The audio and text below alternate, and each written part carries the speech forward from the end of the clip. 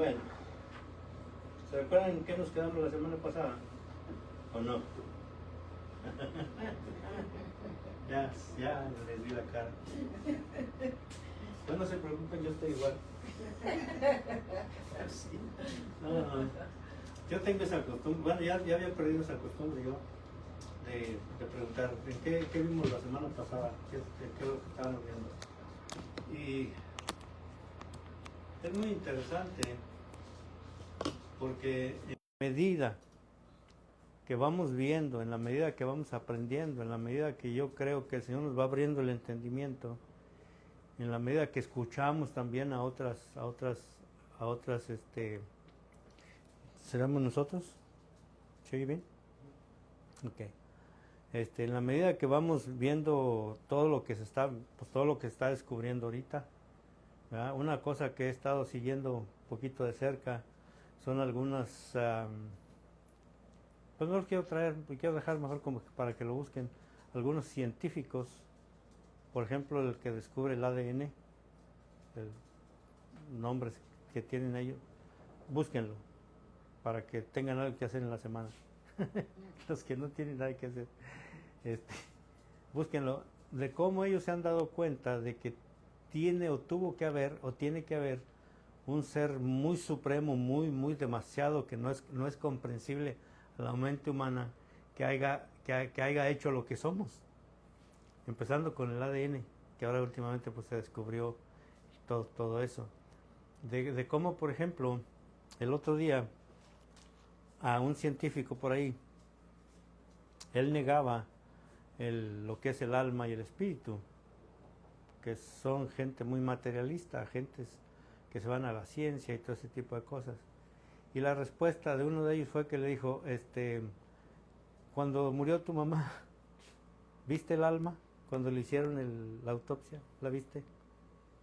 Pues no, ¿verdad? Pero existe. ¿Cómo describir eso? O sea, ¿cómo? ¿Viste la mente? Pues un cerebro, ¿verdad? Pero ¿viste lo que somos? ¿Viste la complejidad de lo que somos nosotros como seres humanos? Muchas de las veces no nos ponemos a pensar en eso, sí. No. Realmente no, ¿verdad?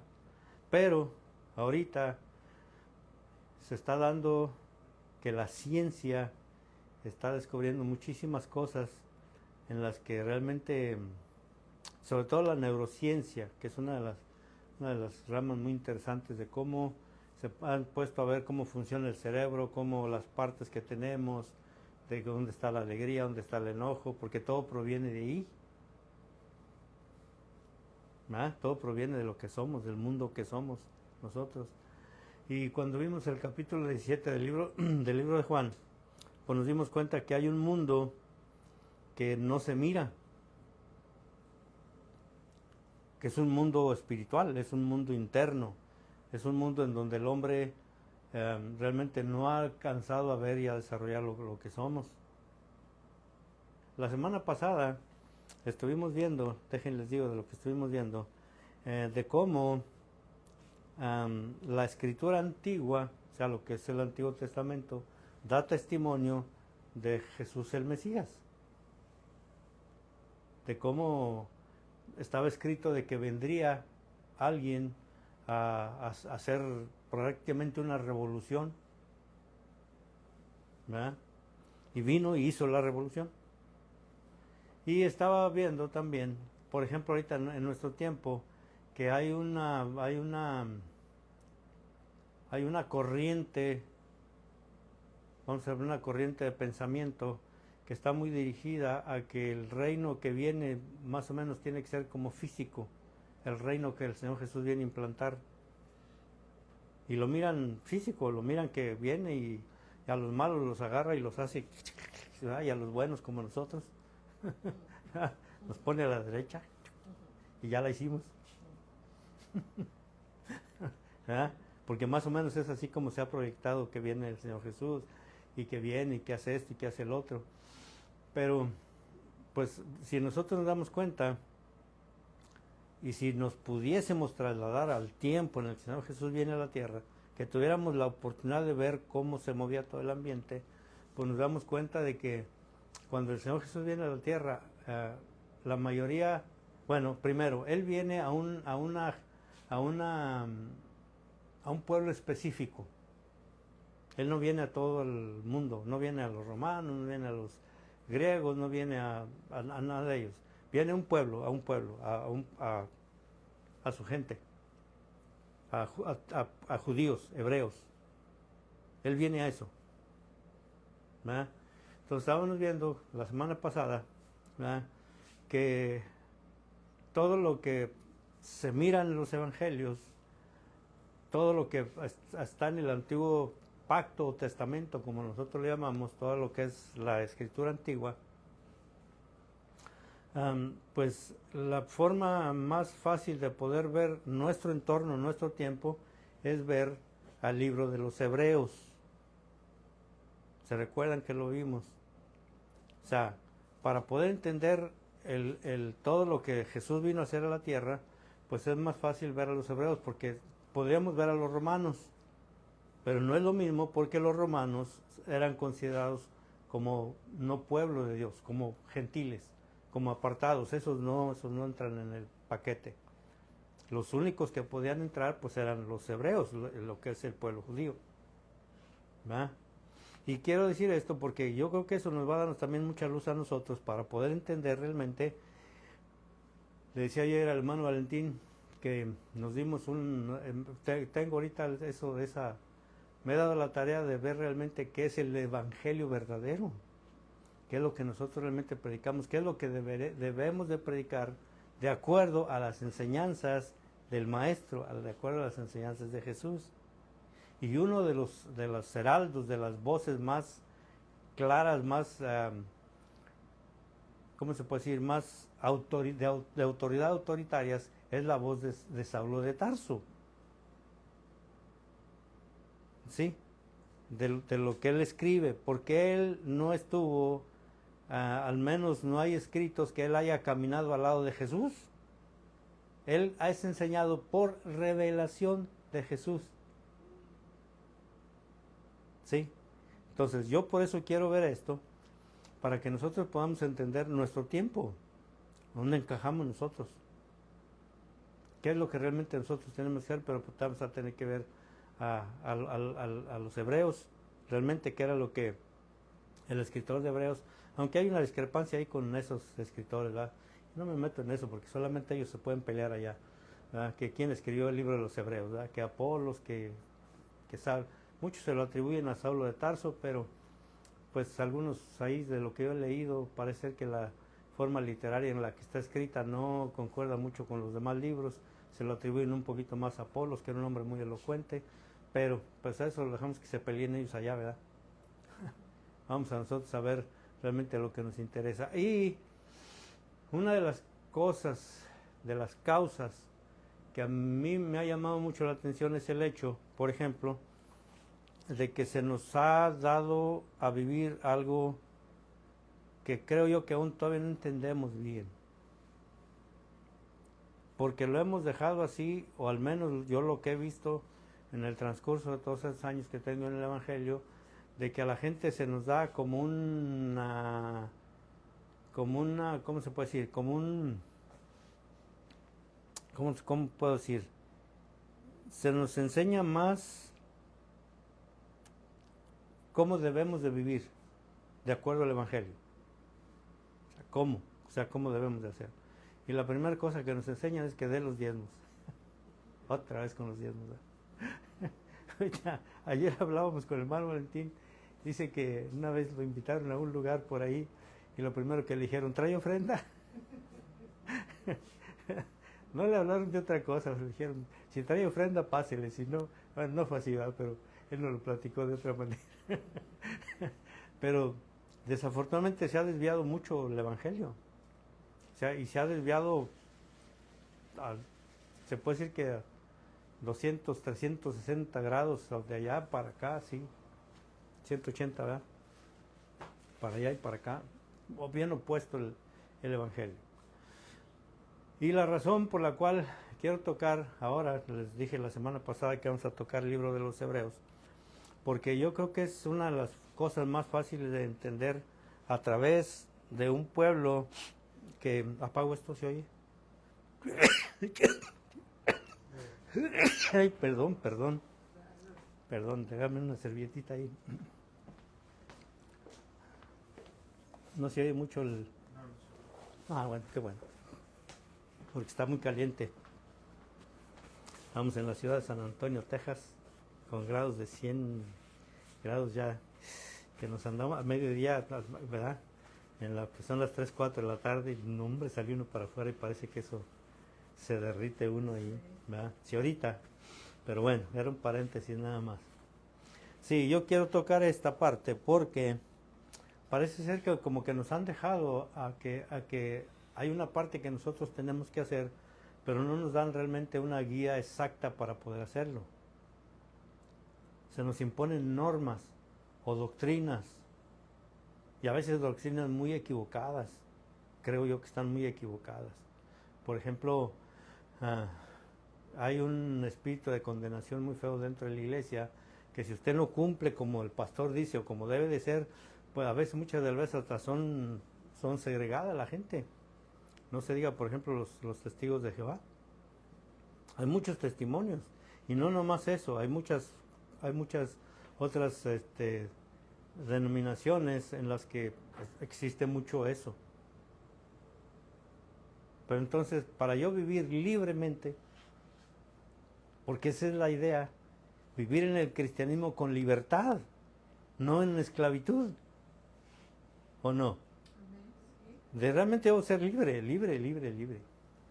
Pero ¿cómo? Ser libre.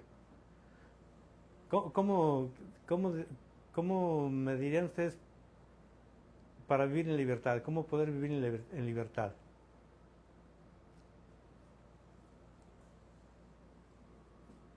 Somos esclavos de muchos conceptos, créanmelo. Y el hombre está metido en esto. Por ejemplo, estaba escuchando yo el otro día a unas gentes de estas de cómo nos han condicionado.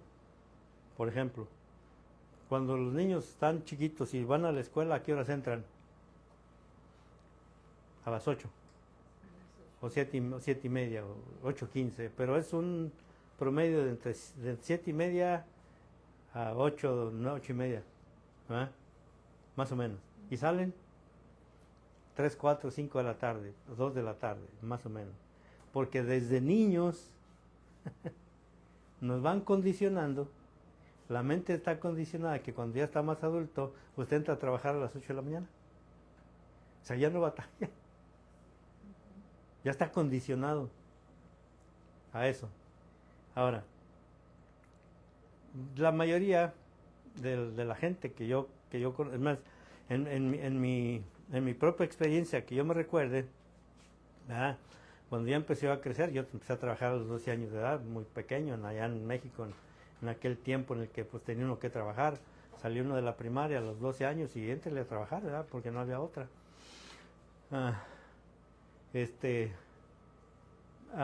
¿Cómo nos condicionaban? Ya no teníamos en la mañana, ya no teníamos por ejemplo, a las 7 de la mañana ya no tenía que llegar la mamá, ándale, levántate, no, estaba uno ya levantándose y vámonos, ¿verdad? Y la condición era que no, hijo, búsquese un trabajito ahí estable, acomódese por ahí, que no, como que, no todos, ¿ok? No estoy generalizando, porque hubo mucha gente también que tenía esa mentalidad de que no, pues cómo, yo tengo que salir adelante, tengo que hacer esto, tengo que hacer un negocio. Pero la mayoría de la gente que yo conocí de mi tiempo, de mi generación, era eso. Muy poca gente estudiaba. Pocos. Casi nadie. Más nos condicionaban a ser sirvientes, a ir a servir. ¿Esa es libertad? No, esa no es libertad, esa es esclavitud. Pero ¿cómo entonces yo puedo conocer la libertad? Pues conociendo al libertador. Conociendo al que dijo, y conoceréis la verdad, y la verdad os hará libres. Entonces, para esto, el primero que conoció libertad tuvo que haber sido él. ¿Verdad? ¿Pero libertad de qué? Porque una cosa es libertad y otra cosa es libertinaje. Son dos cosas muy diferentes. Una cosa es que, como lo dice, y lo estoy diciendo lo que dice la Escritura, una cosa es que usemos de la libertad para hacer las cosas que no tenemos que hacer. La libertad que se nos promete es ser libres de pecado. Esa es la libertad, libres de pecado. Pero estamos bien sujetos a eso porque nuestra naturaleza está sujeta a eso. ¿O no? Decíamos la semana pasada, una criaturita de 2, 3 añitos que apenas empieza a caminar y anda por ahí y luego de repente se acerca a la mesita o a cualquier objeto que tenga y lo tira y lo primero que hace es que voltea así asustado, ¿verdad? ¿Qué hizo mal? ¿Quién le dijo que hizo mal? ¿Quién? Por nosotros mismos que los enseñamos. No hagas esto, no hagas así, no hagas allá. No. Acabamos de leer ahorita aquí en Mateo capítulo 5. No sirves para nada. Uy. Sometemos a la gente a una esclavitud horrible, horrible. ¿Ah? Así de que bueno, hablando de todo esto, vamos a ver en el libro de los Hebreos, y tomé el libro de los Hebreos porque es una de las formas de poder verlo a través de los ojos de los judíos, del pueblo hebreo, y de este hombre precisamente. Y nos vamos a ir al capítulo 1, por favor. Y voy a leer esta versión que tengo aquí, a ver si se mira ahí. Le voy a hacer promoción. ¿Se mira? Más o menos. Bueno, ahorita decimos la versión. Porque yo la uso como referencia. Me gusta mucho la versión esta. Versión textual hebraica. Esta ya es la tercera edición. Bueno, ahorita no sé, ahorita al final buscamos cómo la puedan identificar. El lenguaje es el mismo, realmente. Este libro, esta versión se llama El Código Real. Le estoy haciendo promoción al Código Real. Para que lo busquen, lo vean. Si no lo quieren tener como el main, o sea, lo que es la Biblia, pero para referencia. Ok. Dice capítulo 1. Capítulo 1. Perdón, Hebreos. Sí, hombre, yo no sé por qué ando con los Efesios, ando peleado con los Efesios, yo creo. Hebreos, capítulo 1. Y ya les decía por qué tomé el libro de los Hebreos, porque creo que es uno de los que más nos van a dar indicios de realmente de lo que ellos miraban en su tiempo, de lo que enseñaron, de lo que miraban a través de los ojos del escritor, de un entorno puramente hebreo. Aquí no hay romanos, aquí no hay efesios, aquí es el pueblo escogido, dice el verso 1. Dice Dios, ¿lo tiene? Hebreos capítulo 1. Dios, habiendo hablado en la antigüedad a los padres muchas veces y de formas diferentes por medio de los profetas, verso 2, al final de estos días nos habló por el Hijo, a quien constituyó heredero de todas las cosas, pues teniéndolo a él en mente fue que hizo el universo. Está bien entendible esos versículos, ¿verdad? Si leemos nuestra versión de la Valera 60, es lo mismo, son las mismas palabras, pero para mí creo que es más entendible, es más, sí, esta versión. Sí. Ok, verso 3. Él es, o sea, el Hijo, Él es el resplandor de la gloria del Eterno, de Dios. Aquí tiene las siglas, las iniciales de lo que es el nombre de Yuhei Bajei, el YHWH. Dice, Él es el resplandor de la gloria de Dios, del Eterno, y la expresión fiel de su naturaleza. ¿Quién? El Hijo, Jesús, el Hijo. Acuérdense que cuando se escribe esto, mucho pueblo judío rechazó. Bueno, no, perdón. No. el pueblo no. Que esto quede bien claro. ¿Ah? No fue el pueblo el que rechazó al Mesías. Al contrario, lo escuchaban, lo seguían, lo sanó.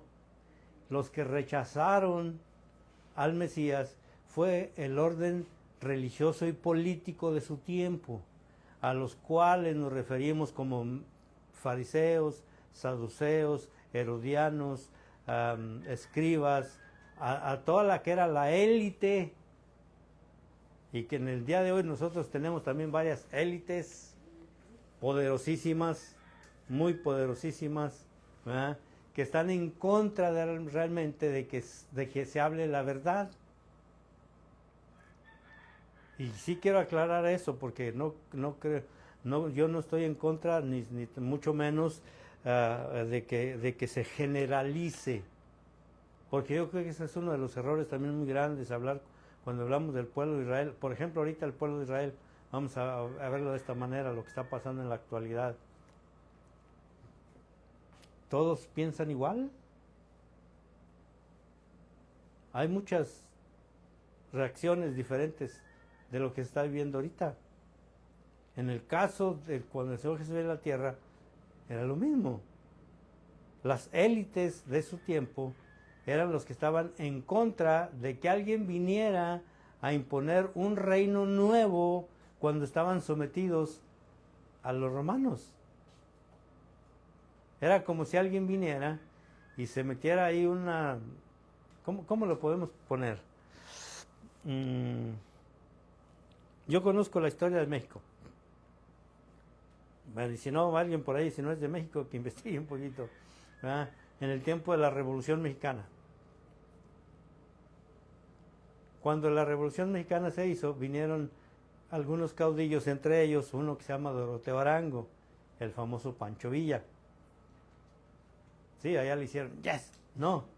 Pero la visión, si ustedes se van un poquito a la historia, no era la misma que se tenía de este lado de los Estados Unidos a la visión que se tiene del lado mexicano. Del lado mexicano es un caudillo y del lado de este lado era un bandolero, era un terrorista. Ya dije. Sí, vean la historia.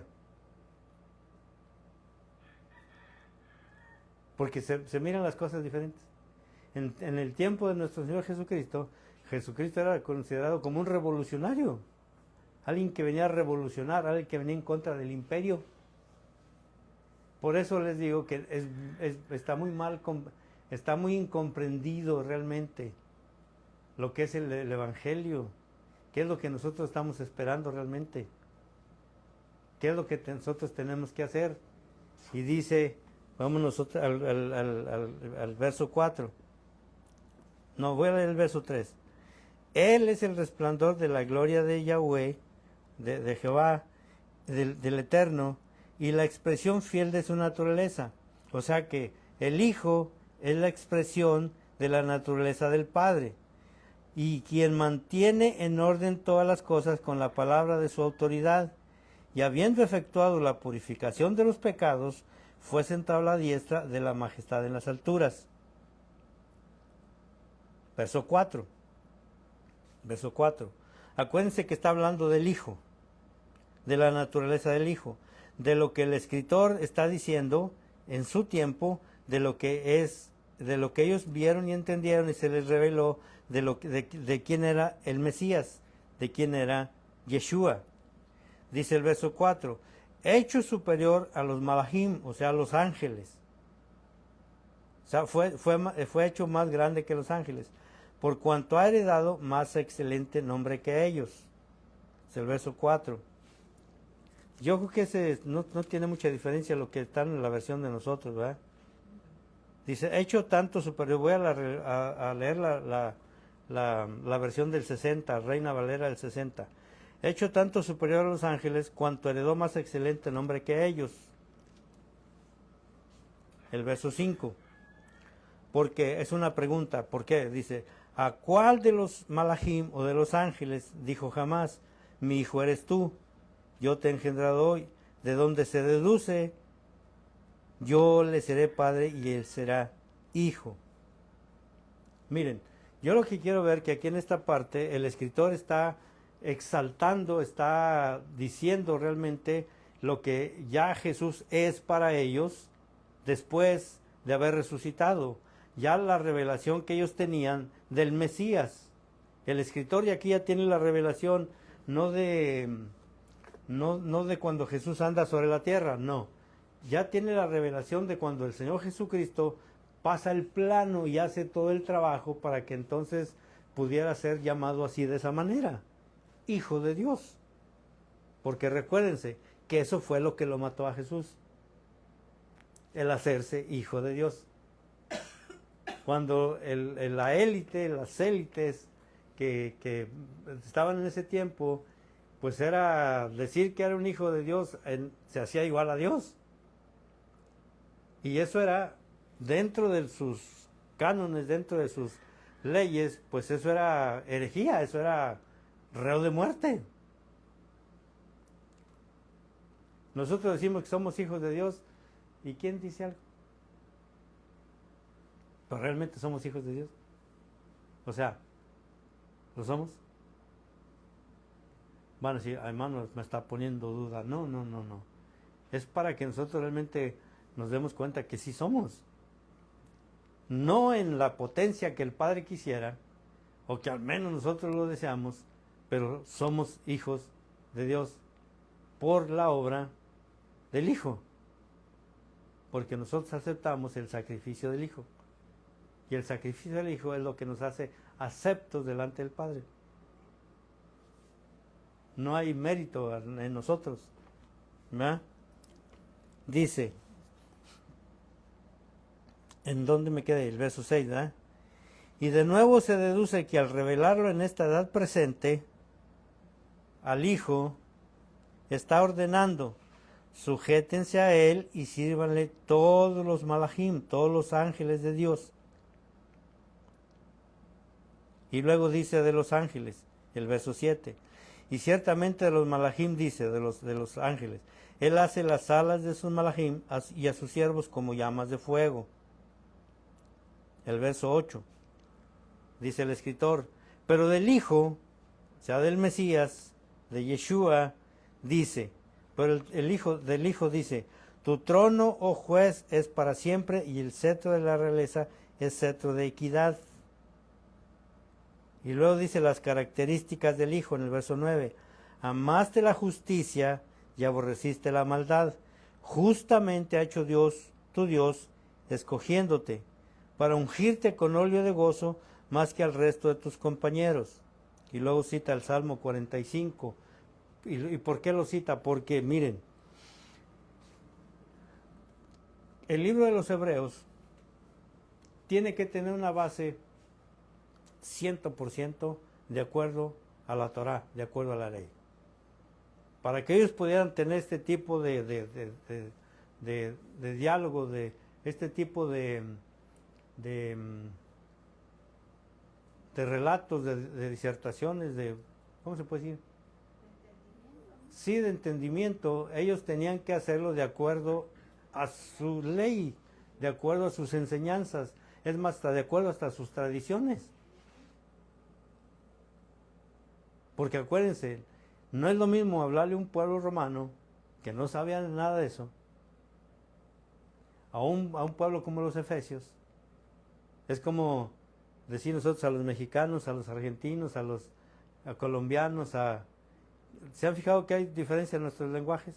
Parecemos los mismos, pues no somos los mismos. Ahorita con todo lo que estamos viendo de las redes sociales, vienen los coreanos, sobre todo los coreanos del sur, que ahora parece que han invadido aquí todos estos lugares, se van a Colombia y dicen que llegan a México y no entienden nada. Porque el lenguaje es diferente. ¿Es diferente? No. Las palabras, los conceptos, lo que se... Hay mucha diferencia. Entonces, no es lo mismo hablarle a un pueblo hebreo que entendía la ley, que sabía por qué, sabía quién era, sabía quién estaban esperando, sabía que estaban esperando un cambio, y llegó el cambio, y muy poquitos lo entendieron. Entonces, el libro de los Hebreos está encargado para que esta gente que eran hebreos, judíos, pudieran entender realmente lo que estaba escrito ya del Mesías que hacía tiempo atrás, y se los vienen a explicar a ellos para que puedan entender. Más adelante, me parece que es el capítulo 5, aquí mismo los hebreos, el apóstol Pablo dice, es que se han hecho tardos para oír, o sea, no lo han entendido, y le está hablando a su pueblo, no está hablando al pueblo gentil, porque es otra cosa que tiene que tener muy en cuenta todo esto. Nosotros lo hemos generalizado realmente. Yo he oído predicaciones en donde hablan de eso y nos hablan a todos como si no hubiéramos entendido nada, ¿o no? Yo la semana pasada traté de hacerlo, de no hacer sentir mal a nadie, diciéndoles que no sabes nada. Estamos en el Evangelio durante años y parece que no entendemos nada. Nos hemos hecho un poquito tardos para oír. Pero miren lo que dice aquí. Verso 10. Y también dice, desde la antigüedad fundaste la tierra y los cielos, son las obras de tus manos, hablando del Padre. Todos ellos perecerán, pero tú permanecerás y todos ellos como vestiduras se gastarán. ¿Quién es el que permanece?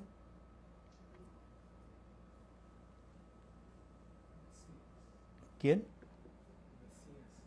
El Mesías, el Hijo. O sea, todo está, lo leímos en el verso de arriba, todo está diseñado para el Hijo. Dios diseñó todo para el Hijo. Y el primer hijo es adámico. Es Adán. El postrer Adán es el que viene a hacer toda la redención que el primer Adán no pudo hacer. Pero todo está en el Hijo, todo está en el Mesías. ¿Verdad, hermano? Todo está en el Mesías. El asunto está que ¿quién conoce al Mesías? ¿Quién conoce a Jesús? Realmente como deberíamos de conocerle. Y sí se puede, hermanos, de verdad que sí se puede. Es a través de una relación, y vuelvo a lo mismo, no es una relación física, es una relación espiritual, mental, psicológica, si se puede decir también de alguna manera. Ahorita con todo lo que estamos viendo en la ciencia, realmente está increíble escuchar todo lo que estamos escuchando.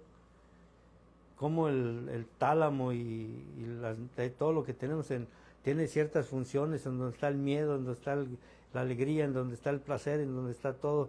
Es que es increíble, realmente. Increíble, no, es creíble. Voy a quitar la palabra increíble. Es creíble cómo Dios ha hecho en el hombre algo que ni el mismo hombre entiende que es el hombre.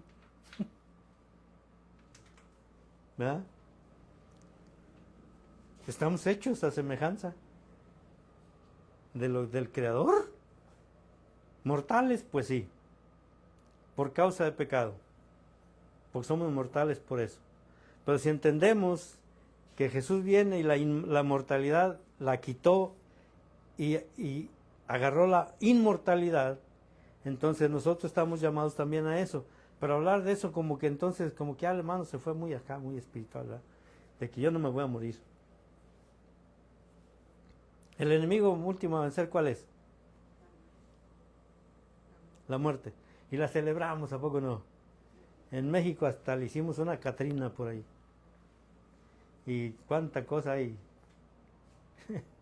Es un enemigo. El hombre en el principio no fue creado para no morirse. Fue creado para vivir eternamente, de acuerdo al corazón del Padre. ¿Pero por qué se murió? El hombre. Porque dicen que la serpiente andaba ahí metida, ¿verdad?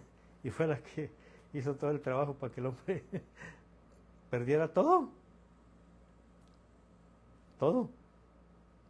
Perdimos todo. Todo lo perdimos. Toda conexión con el Padre se perdió. ¿Y quién viene a recuperar eso? El Hijo. El Hijo es el que viene a recuperar la relación que se perdió desde el principio. ¿Con quién? Con el Padre. ¿Quién es el camino? El Hijo. ¿Hacia dónde? Hacia el Padre. Hacia el Edén también. Hacia el Edén. Miren, hermanos, caray, hay tantas cosas que uno puede ver ahorita con todo lo que está viendo. Nosotros a veces nos sentamos, sobre todo en la tardecita, a ver la televisión y estamos viéndole ahí. Acuérdense, yo soy el del control. Y ahora sí nos hice reír. Dice el hermano, aunque sea nomás el de la televisión. Bueno, aunque sea nomás ese, pero tengo el control, ¿verdad?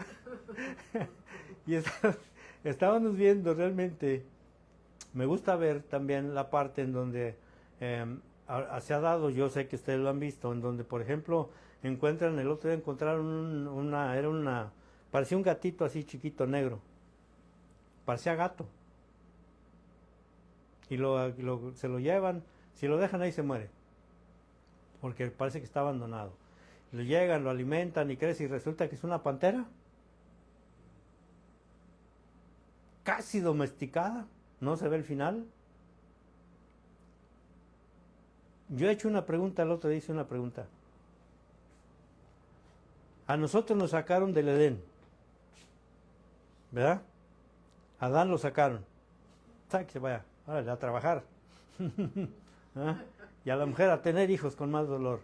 Es porque eso fue lo que pasó. Y el padre dijo, ciérrenle, ya no me dejen entrar a nadie aquí. Estos, así como están, uy, no sé qué van a hacer si permanecen adentro del huerto. Así sabiendo lo que saben. Porque el Padre dice en el libro de Génesis, ustedes lo pueden leer, son como nosotros. Es el hombre y es como nosotros. Por eso el hombre fue creado para vivir eternamente, pero después de la transgresión viene la separación. Y cuando nosotros adquirimos otra vez la entrada al Edén, como dice el hermano, es a través de Jesús. Pues la pregunta es, fíjense bien, al hombre lo sacaron,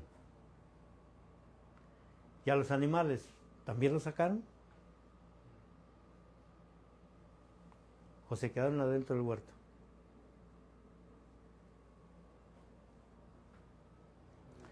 Si nosotros, fíjese bien, si nosotros permaneciésemos en el huerto, o sea, entraremos realmente al huerto, ¿pudiéramos tener conexión con los animales? Sí. Léase Génesis. El padre le dice a Adán, te voy a traer este animalito peludo, amarillo, que ruge bien feo y ponle nombre. Y Adán se puso a hacer, no sé en otros lenguajes que se dirá, pero Adán le hizo, de tin marín, de do pingüe, ¿cómo le pondré? ¿A que no? ¿Cómo le puso? León. ¿Por qué le puso león? ¿Se le ocurrió? No. Adán era la semejanza de Dios. Adán conocía la naturaleza del animal para entonces ponerle al animal ese nombre. Dice la Escritura que hasta el día de hoy los nombres que Adán les puso a los animales permanecen. ¿Hablaba Adán con los animales? ¿Se comunicaba con ellos?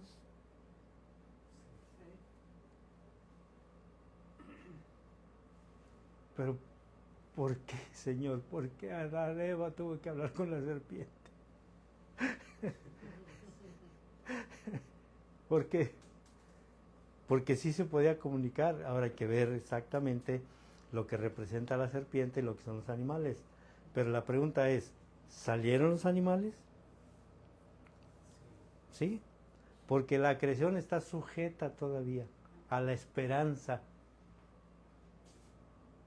de la redención completa.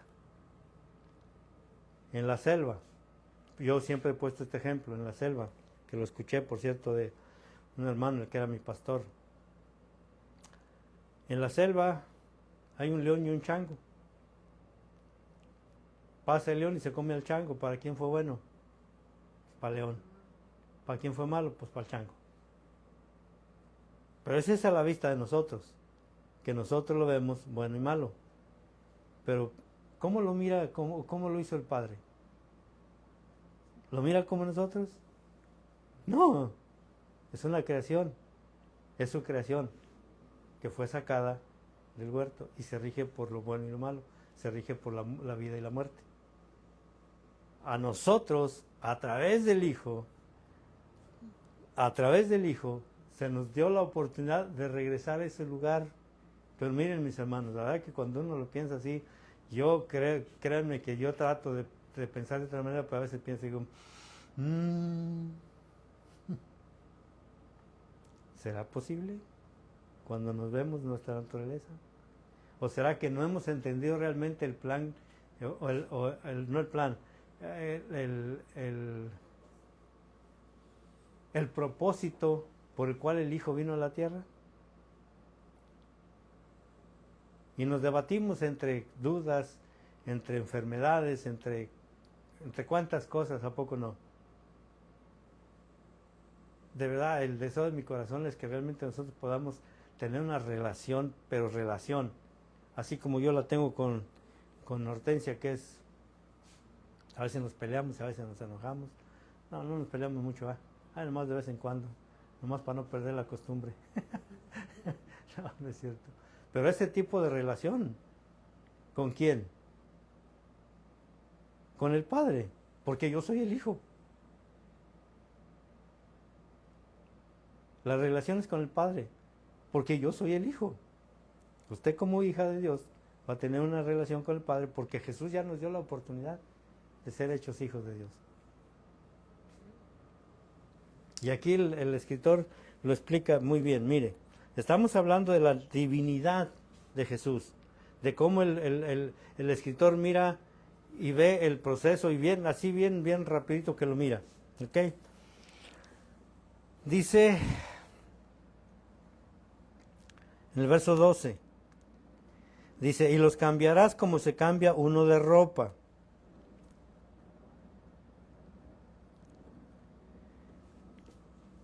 Déjenme leer desde el 10 para entender el 12, ¿no? Dice, y también dice, desde la antigüedad fundaste la tierra y los cielos, son las obras de tus manos. Todos ellos perecerán, pero tú permanecerás, y todos ellos como vestiduras se gastarán. Y los cambiarás como se cambia uno de ropa. Aquí hay un cambio. Pero tú eres el mismo, tus años no tendrán fin. Verso 13. Porque a cuál de los malachim, a cuál de los ángeles ha dicho alguna vez, siéntate a mi diestra hasta que ponga a tus enemigos por estrado de tus pies. Y luego habla de los ángeles, dice, no todos son espíritus servidores. Es como una pregunta. No todos son espíritus servidores que por causa de la redención han sido enviados para auxiliar a los que están a punto de heredarla. ¿Dónde están los auxiliares, mis hermanos? ¿Dónde están los ángeles?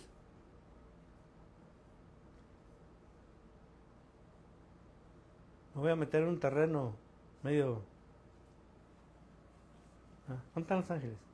Aquí dice que son ayudadores. ¿Cómo? Aquí en la tierra. ¿Alguna vez usted ha tenido una experiencia así? Yo creo que sí. A lo mejor no nos hemos dado cuenta, pero yo creo que sí. Yo sí tengo conciencia de eso, Ya hace muchos años yo sé que eso es real. Sé que es bien real eso. Pero está hablando de jerarquías aquí. Fíjese bien. Está hablando de ejércitos, ángeles. Y nosotros sabemos que hay ángeles ministradores. No me voy a meter mucho en decir cuáles son y cuáles no son, cuál es el general y el sargento y todos ellos, ¿verdad? Pero hay un mundo que en realidad nosotros desconocemos, pero el pueblo hebreo no lo desconocía. Ellos tenían todo ese conocimiento. Vaya hacia el libro de Ezequiel y vaya a ver cómo esta gente tenía todo ese tipo de conocimiento. Dice en el verso, ¿dónde vamos? En el 14, ¿verdad? Terminamos el capítulo 2. Acuérdense que estoy leyendo esta versión.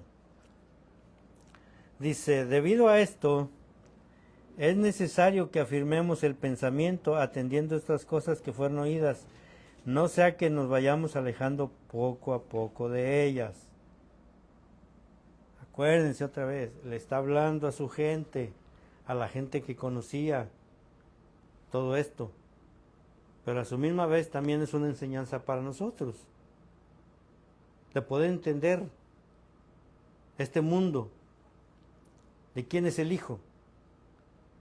Cómo el pueblo hebreo en su tiempo vio a Jesús el Mesías, que era realmente el que ellos estaban esperando. Porque muchos lo rechazaron. Y parece que hasta el día de hoy todavía sigue eso. Todavía hay mucho rechazo acerca de eso. Todavía sigue existiendo eso. Y ellos, mire lo que dice más adelante. Porque si la palabra, versos 2, capítulo 2, verso 2, porque si la palabra hablada por medio de los mensajeros celestiales fue firme, y toda transgresión y desobediencia recibió justa retribución, verso 3, ¿cómo escaparemos nosotros tomando ligeramente una promesa de redención tan grande? Pregunta, ¿cómo escaparemos? O sea, ¿cómo nos irá realmente? La cual, venido el cumplimiento de su revelación, fue proclamada por el Adón, o sea, por el Señor, y confirmada por los que la oyeron. Verso 4. Testificando Dios simultáneamente con ellos, por medio de señales y prodigios y diversos milagros, y repartimientos de la Ruach HaKodesh, que es el Espíritu Santo, según su voluntad. Verso 5. Aquí es en donde vamos a empezar a ver una cosa. Estamos viendo la divinidad de Jesús a través del escritor de Hebreos, ¿verdad?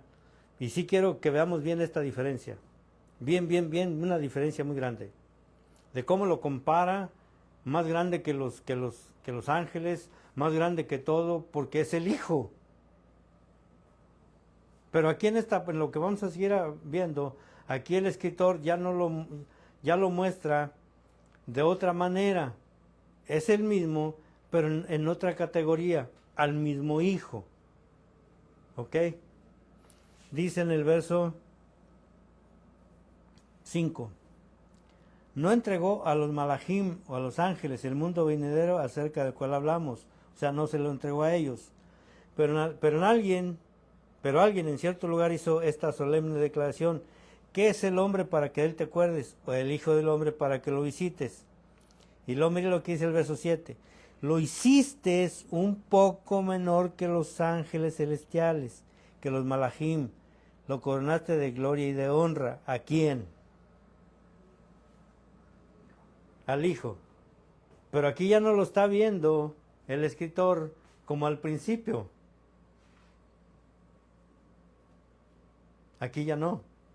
Y esa es la parte en donde yo quiero entrar. Que aquí nosotros lo vamos a ver como alguno de nosotros. Y que si el Hijo lo hizo, si el Hijo lo creyó, tiene que haber un camino para que entonces nosotros podamos llegar a eso. No sé si me explico bien esa parte. El problema, miren, el problema es que a nosotros siempre al Señor Jesús nos lo han puesto como Superman. ¿Sí o no? Es Superman.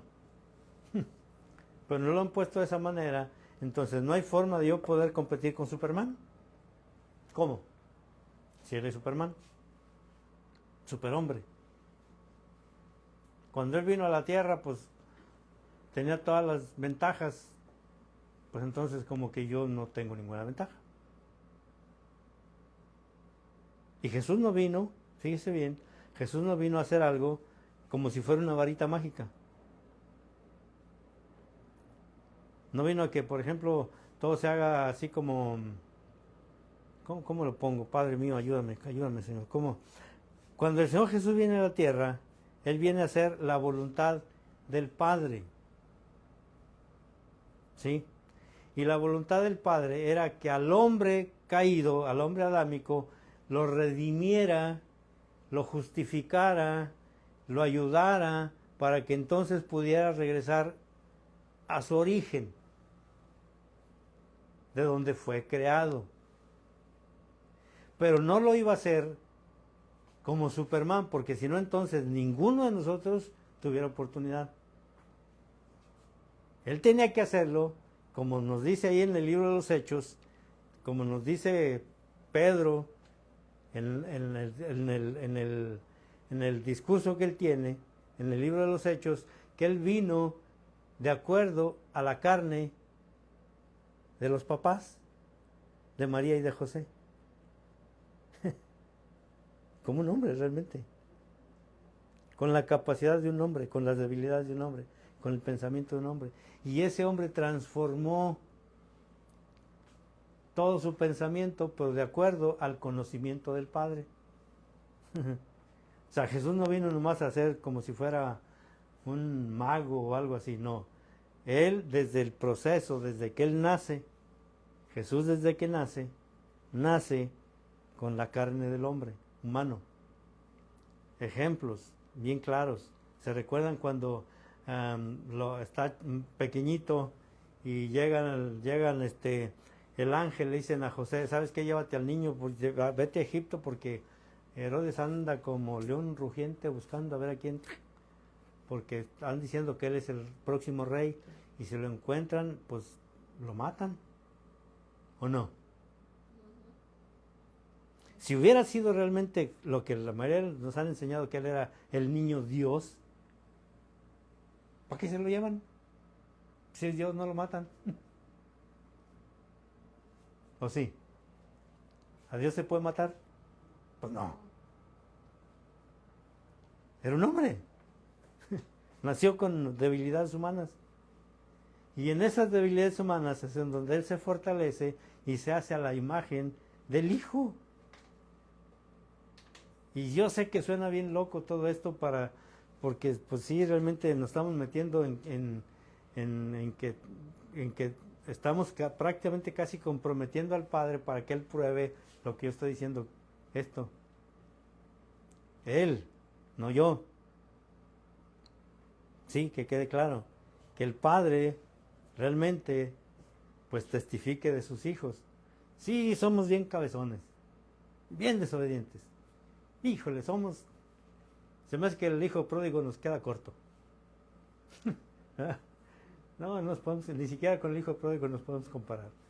No, hombre, el hijo pródigo es una belleza al lado de nosotros, ¿verdad? Pero al fin y al cabo somos el hijo. El que cree que es el hijo. El padre va a dar testimonio de su hijo. Y miren aquí, esta parte. Y aquí se me hace que terminamos. Dice el verso 7, lo hiciste un poco menor que los ángeles, que los malajim celestiales, lo coronaste de gloria y de honra.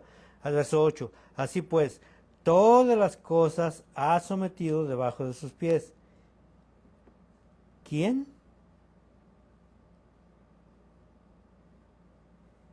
Así pues, todas las cosas ha sometido debajo de sus pies. ¿De quién está hablando aquí? En el verso 7, ¿de quién está hablando? Del Hijo. Entonces, el Hijo somete todas las cosas debajo de sus pies. Dice, porque al someter al Masiaj o al Mesías todas las cosas, nada dejó no sometido a él, pero ahora aún no vemos que todas las cosas le estén sometidas. Porque estamos viendo que todavía no está completo el trabajo. ¿Qué es lo que falta realmente? ¿Qué creen ustedes que nos falte?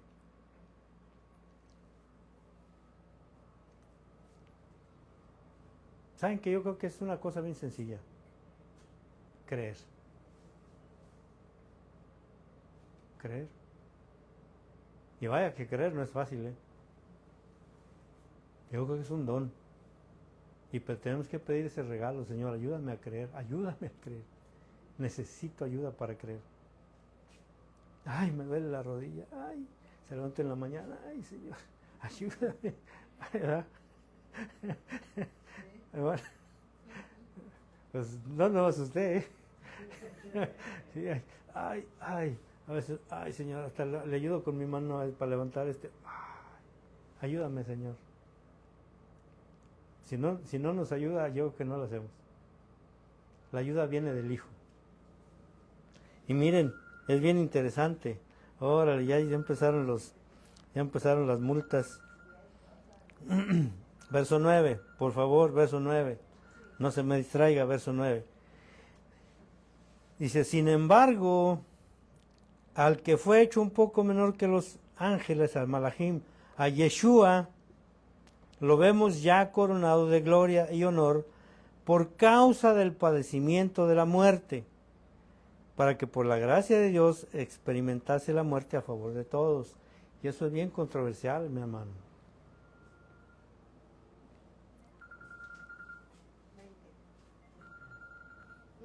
Sí, ya subió la multa. Sí, pásale. No se preocupe, para la próxima le cobramos 40. Pero bueno, verso 9. Verso 9. Me voy a quedar ahí en el verso 9. Y les voy a pedir por favor que lo... Ok, las Reina Valera. Vamos a leer la Reina Valera en el verso 9. ¿Verdad? Dice, has amado la justicia y aborrecido la maldad, por lo cual te ungió Dios, el Dios tuyo, con odio de alegría más que a tus compañeros.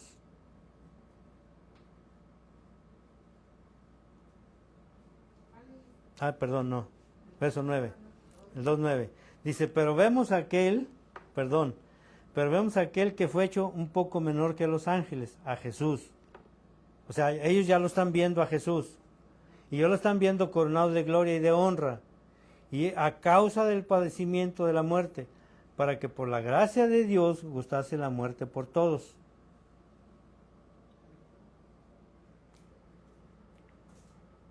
No sé si voy bien y me entienden.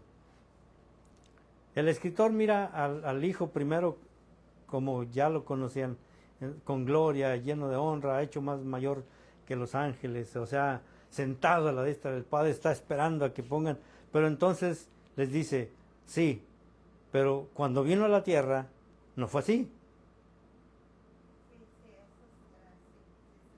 ¿Sí?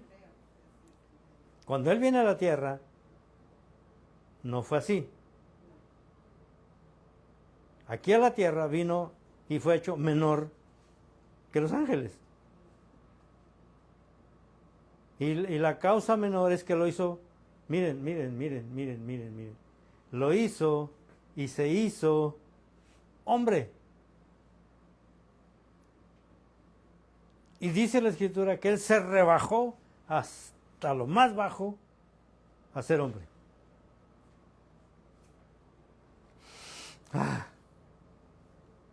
El Dios eterno, en la persona del Hijo, vino y se hizo 100% hombre, nacido de mujer, bajo la ley.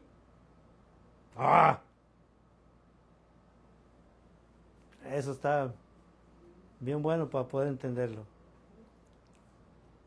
Nacido de mujer. ¿Cómo nace un hijo de una mujer? Pues yo creo que no necesito explicarlo, ¿verdad? ¿O sí? ¿Cómo se concibe un hijo? Así nació él. El escritor primero lo pone porque ya lo vieron, pero después entonces explica que él viene hacia la tierra así como un hombre. Y empieza el proceso de redimirnos. Verso 10, ahí voy a terminar. Y le vamos a seguir como quiera la próxima semana. Dice, porque convenía aquel por cuya causa son todas las cosas, y por medio del cual se mantienen en orden todas las cosas, que habiendo de llevar muchos hijos a la gloria, perfeccionara por medio del padecimiento al que abriría el camino para su redención. Verso 10, en esta versión. Porque convenía aquel que por cuya causa son todas las cosas y por quien todas las cosas subsisten, que habiendo de llevar muchos hijos a la gloria, perfeccionase por aflicciones al autor de la salvación de ellos, al Hijo, a Jesús. ¿Cómo ven? ¿Le creemos?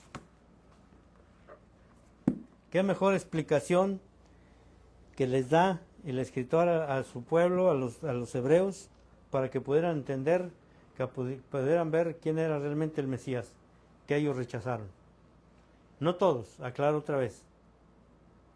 O sea, no todos.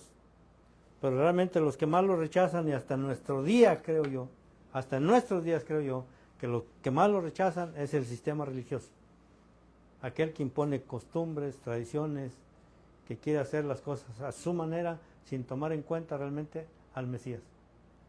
Y el Mesías no aparece por ningún lado. Aparecen otras cosas, intereses de otras cosas, político. Vamos a terminar, que se me fue el tiempo, creo.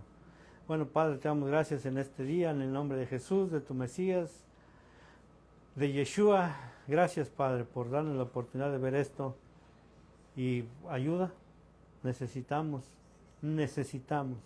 ayuda para ver los cambios que deseamos, Señor, en salud, en salud, sobre todo, y en aquellos, Señor, que aún no te miran, que deseamos con todo nuestro corazón que puedan verte, porque al verte hay cambio, de eso estoy seguro. Gracias, Padre, en el nombre de tu Mesías, amén.